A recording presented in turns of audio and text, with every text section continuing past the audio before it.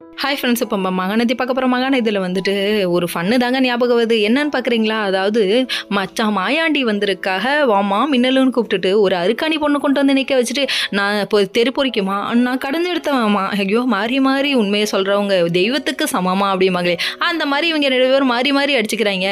ஆக மொத்தத்தில் இப்போ என்ன தாண்டா சொல்ல வரீங்க அப்படிங்கிற மாதிரி தானே லுக்கு விட்றீங்க.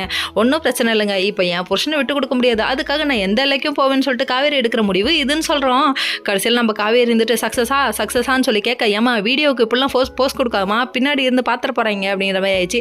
சத்தியம் வாங்கலான்னு போகும்போது வந்து தடுத்துட்டாங்களாமா. எப்படி நிறுத்துங்க அப்படிங்கிறாங்க. யாரா அது குறுக்க பேசுறது, ஹூ த டாக் வாய்ஸ் அப்படிங்கிற மாதிரி திரும்பி பார்த்தா நம்ம ராகினி என்னம்மா வேணும் அப்படின்னு சொல்லி பார்த்தா, ஒன்றும் இல்லை நீங்கள் சத்தியத்தெல்லாம் பண்ணிடக்கூடாதுன்னு சொல்லிட்டு கூட்டிகிட்டு போயிட்டாங்க. நீ இதுக்கப்புறம் கூட்டு போனா என்ன கூட்டு போகலன்னா என்ன அப்படிங்கிற மாதிரி ஆயிடுச்சு.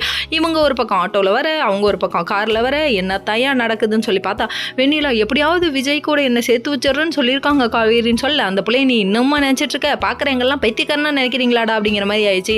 சரி 2 நாள் ஸ்டேஷன்லேயே வச்சிருக்கலாம்னு முடிவு பண்ணிட்டீங்களா? சரி இவ்வளோ நாள் எஃப்ஐஆர் போடாமல் வச்சிருக்க முடியாது, கையெழுத்த போடுங்கன்னு சொல்கிறாங்க. என்னையா சொல்ல வரீங்க அப்படின்னு சொல்லிட்டு ஒரு மாதிரி லுக்கு விட்றாங்க. நம்ம விஜய்கிட்ட கையெழுத்த வாங்கிடலான்னு இவங்க நினச்சிட்டு இருக்க அந்த டைம் பார்த்து தாத்தா நம்ம காவேரி ஒரு பக்கம் வெளியில் நின்று கண்டிப்பாக வருவா வெண்ணிலான்னு சொல்லிட்டு பார்த்துட்டு இருக்காங்க.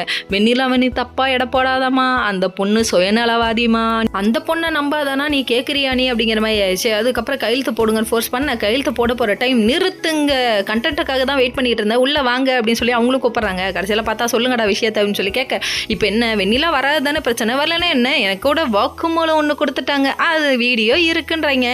எல்லாரும் மூஞ்சில் ஓடலை, என்னதான்ப்பா இப்போ சொல்ல வர, கடைசியில் விஜய் வெளியே விடுங்க, விட்டாதான் நான் வெளியே போவேங்கிற மாதிரி இருக்குது இந்த பொண்ணு. Okay friends, next